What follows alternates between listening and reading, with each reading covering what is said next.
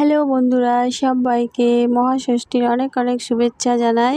সকলের পুজো যেন খুব ভালোভাবে কাটে, সবাই খুব আনন্দ করো, এনজয় করো আর পুজো ভালোভাবে কাটাও।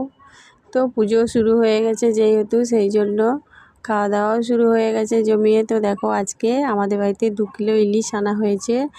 তো পুরো ডিমে ভর্তি ইলিশগুলো, আর পিসগুলো দেখো কত বড় বড়। তো আমি আজকে এই যে ইলিশ মাছ ভাজা করছি, আর এদিকে রান্না করব সরষে ইলিশ।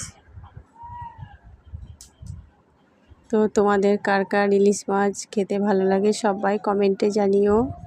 তো এই যে আমি এখন সরষে ইলিশ রান্না করছি।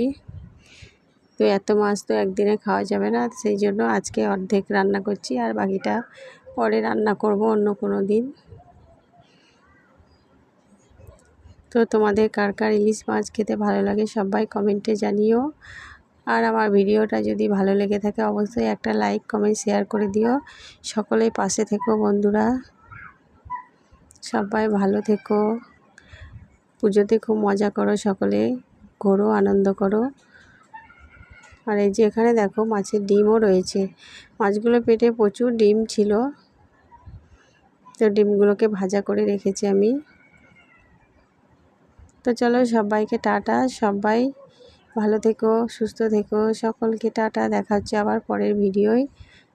সবাইকে হ্যাপি দুর্গাপূজার অনেক অনেক শুভেচ্ছা রইল সকলকে। Bye, tata, by.